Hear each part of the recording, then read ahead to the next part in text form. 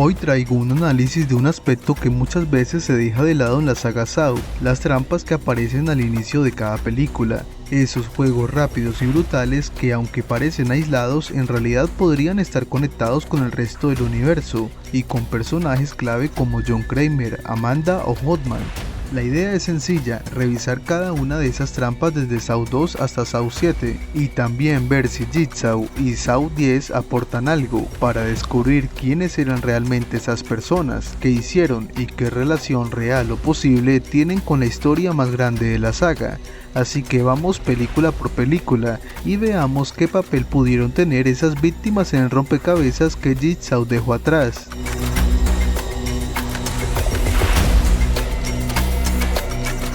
En Saw 2 conocemos a Michael Mars y este tiene la trampa de la máscara del ojo.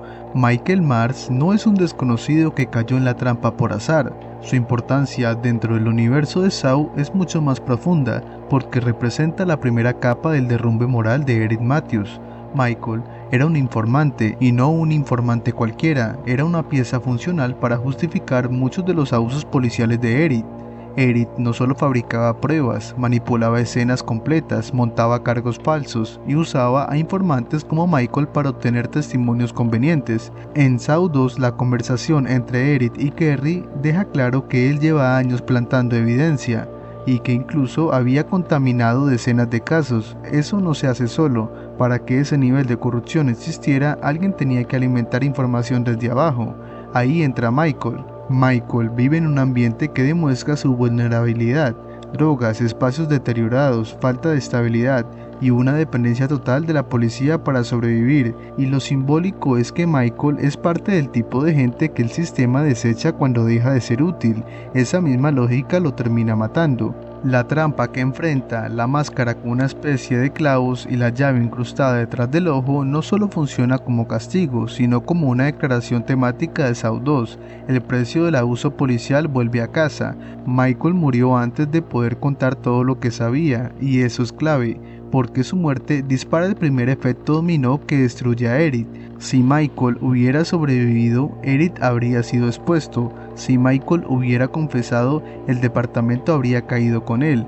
Eso significa que posiblemente Michael no era un peón, era un testigo silencioso de los crímenes de Matthews, y su mente limpia la escena perfecta para que Jigsaw empiece a desarmar pieza por pieza el mundo corrupto que Eric construyó. Por eso esta es la primera gran apertura de Saw, porque no mata a un desconocido, mata al eslabón que sostenía la mentira de un policía que ya venía podrido por dentro, pero eso no lo sabíamos.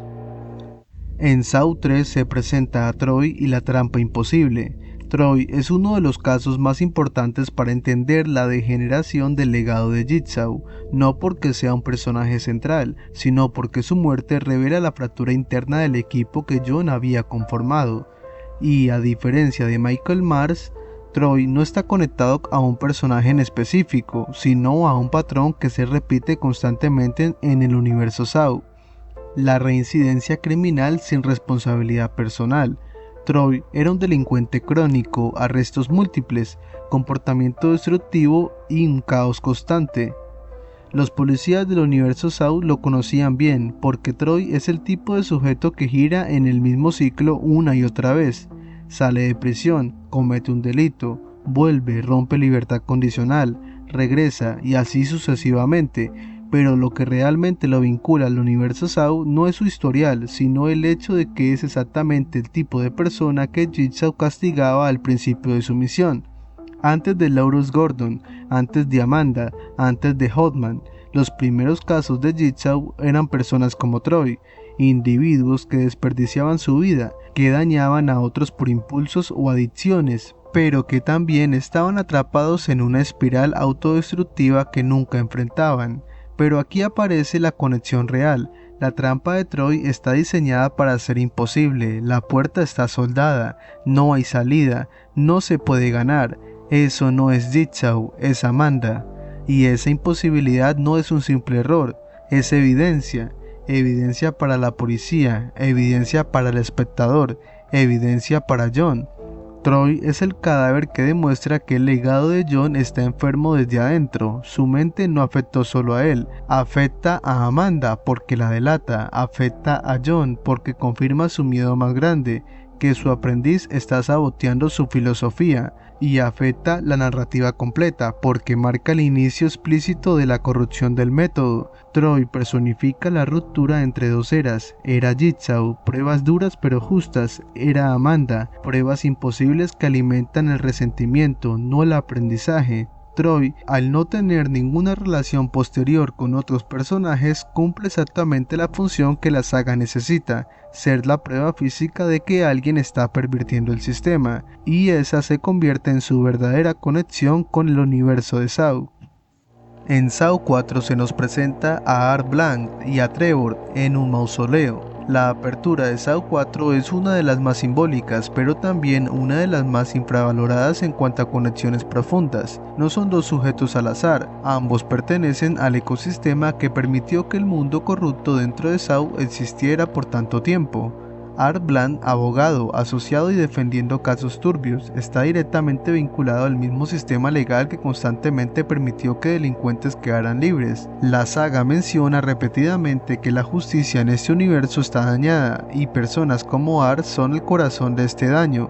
Pero la conexión más fuerte de Art con el universo Saw es esta: él es parte del mismo mundo legal que encubrió el crimen de Hoffman, no porque trabajara con él directamente, sino porque el ambiente donde operaba, tecnicismos, lagunas legales, interpretaciones sesgadas, fue lo que le permitió que Hoffman saliera impune por asesinar a Seth Buster. Art representa ese sistema, y además estuvo involucrado con negocios y propiedades que tenía John Kramer. Trevor, por otro lado, es el usuario final de ese sistema viciado, un hombre violento con historial criminal y una vida marcada por decisiones oscuras. Trevor probablemente fue beneficiado en el pasado por tácticas de abogados como Art, reducción de cargos, manejo de evidencia dudosa o procedimientos administrativos irregulares. Lo importante es esto: ambos viven en el mismo ecosistema que destruyó la justicia del mundo de Saw. La trampa no necesita volver a mencionarlos porque ya cumplieron su rol. Representa cómo la corrupción no es un individuo, sino una red completa de personas que se benefician mutuamente. Representan la incapacidad de comunicarse, tanto de manera oral como visual. Es un retrato literal del funcionamiento institucional. Unos no ven, otros no hablan, y todos mueren por eso. En Saw 5 se nos presenta a Seth Buster y el péndulo. Seth Buster asesinó a Angelina Hoffman, la hermana de Mark Hoffman. Su crimen es uno de los casos mejor documentados dentro del canon: asesinato, manipulación y una liberación provocada por errores en el procedimiento judicial, o sea, el mismo sistema que permitió que gente como Art Blanc prosperara. Pero la importancia universal de Seth no está en su muerte, sino en su efecto dominó. Él es literalmente el origen del monstruo que Hoffman se convierte. Hoffman, al crear una trampa falsa imitando a Jigsaw, no solo ejecuta venganza, hace algo peor: deforma por primera vez la filosofía original. Seth Buster es la chispa que enciende una línea temporal entera. Sin Seth, Hoffman jamás habría traído la atención de Jigsaw. Sin Seth, Hoffman jamás habría sido reclutado a la fuerza. Sin Seth, Hoffman jamás habría distorsionado la filosofía de Jigsaw en las películas 5, 6 y 7. Seth es el eslabón perdido entre la justicia y la corrupción absoluta, y su trampa no es solo un inicio de película, es el inicio de una época. En Saw 6 se nos presenta a Simone y a Eddie en la trampa La Libra de Carne. La trampa de Simone y Eddie se desarrolla como una de las pruebas más crueles dentro del juego moral que Jigsaw deja para William Easton, el director de la aseguradora que negaba pólizas basándose en estadísticas frías. Aquí, la trampa funciona como un retrato doloroso de la lógica inhumana que él aplicaba. Dos personas aparentemente iguales deben competir por sobrevivir, pero usando como moneda de cambio algo profundamente humano: su propia carne. Eddie posee una complexión robusta y una fuerza evidente. Simone es más pequeña, más frágil y aparentemente menos capaz de competir físicamente. Al activarse el mecanismo, ambos descubren que deben cortar la mayor cantidad de carne posible de su propio cuerpo. depositarla en una balanza y literalmente ofrecer parte de sí mismos para que la máquina decida quién tiene más valor. La brutalidad no está solo en la acción física, sino en el simbolismo.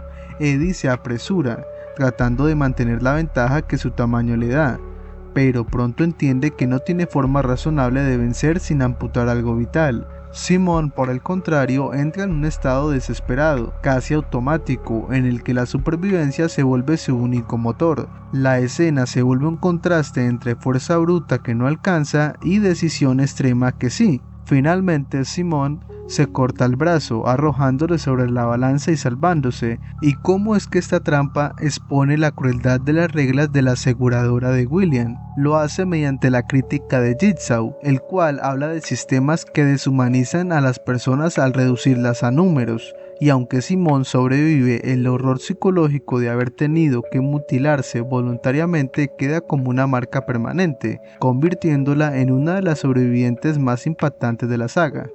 Lo más relevante de acá es que Simon la veremos después en Saw 7, hablando un poco de su experiencia traumática en una trampa de Jigsaw.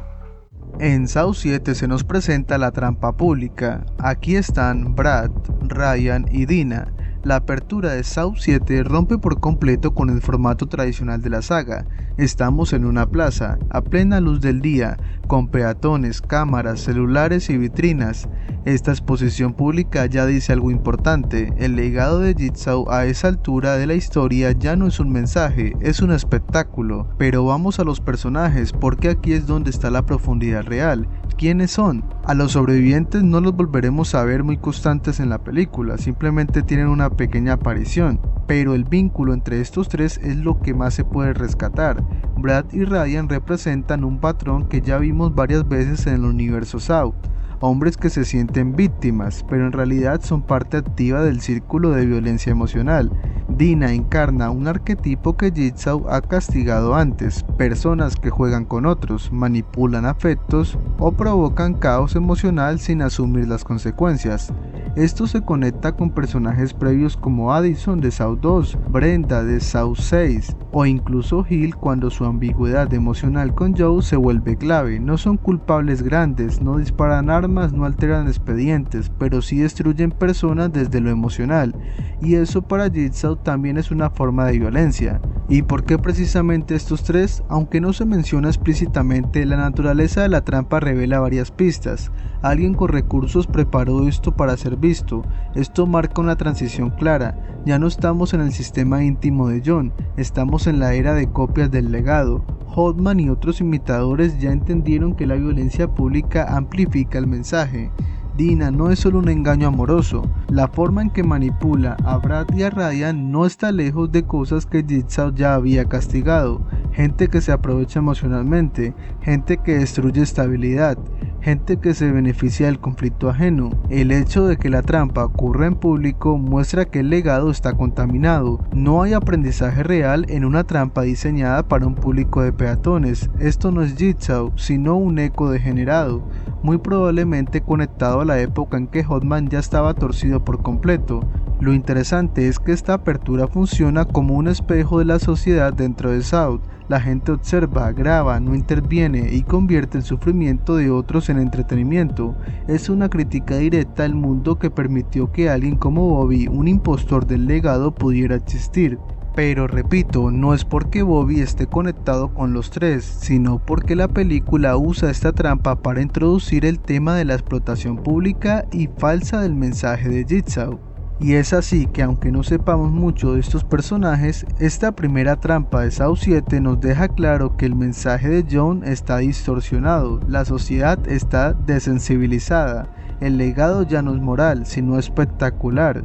Los imitadores están creando trampas que John jamás hubiera probado, y esto abre la puerta al conflicto final entre Hoffman y Hill y da contexto al circo mediático en el que se convierte el legado de Jigsaw en esa etapa de la saga. Luego está Saw 8, o Jigsaw como la conocemos. Aquí está la trampa de los cubos con cadenas. Bueno, esto hace parte de una primera parte de una trampa mucho más grande. Esta trampa aparece como la verdadera apertura del juego en Jigsaw, incluso antes de que la granja entre en una acción narrativa. Los participantes despiertan con cubos metálicos, sellados sobre la cabeza, cada uno conectado a cadenas que empiezan a jalar hacia adelante, obligándolos a caminar sin ver realmente el camino y sin tener control sobre la velocidad del arrastre. Esta prueba funciona como un filtro inicial. No está hecha para hacerlos reflexionar profundamente todavía, sino para marcar que todos están aquí por una razón oculta que tarde o temprano saldrá a la luz. La falta de diálogo, explicación o simbolismo evidente forma parte de la intención. Jigsaw quiere que los participantes entren al juego con miedo, desorientados y conscientes de que no pueden confiar en nadie, ni siquiera en sí mismos. La profundidad de esta trampa no está en su diseño, sino en su función narrativa. Es el primer mecanismo que confirma que alguien está replicando o continuando el legado de John Kramer. La brutalidad del arrastre y la imposibilidad de defenderse sirven para igualar a todos los implicados, culpables, mentirosos, manipuladores. Todos comienzan desde el mismo punto de vulnerabilidad.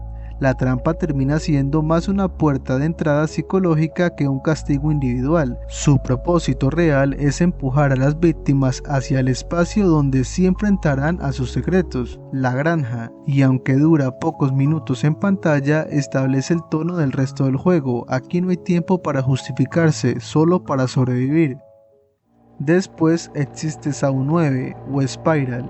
Y la verdad, intentar justificar una trampa inicial en Spiral tiene muy poco sentido dentro del contexto global. Sí, existe una trampa de apertura, la del policía colgado en la estación del metro, pero no tiene relación con Jigsaw, ni con su filosofía, ni con la estética de sus mecanismos clásicos. Tampoco guarda relación con el origen real de los estafadores que aparecen en Saw 10, ni con el legado de John Kramer.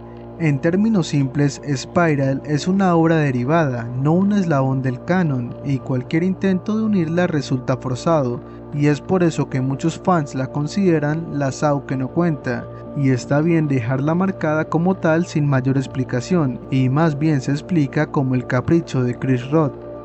Y por último está Saw 10, aunque aquí no hay una verdadera trampa inicial, podemos hablar de la trampa de Henry Kessler, la cual es la que aparece brevemente al final en una secuencia casi a modo de epílogo. Su posición dentro de la historia tiene un peso enorme porque cambia por completo el orden de los hechos. La razón es que esta trampa explica cómo John Kramer obtiene la información que luego usa para desenmascarar a los demás miembros de la estafa médica, Cecilia, Mateo, Gabriela y el resto.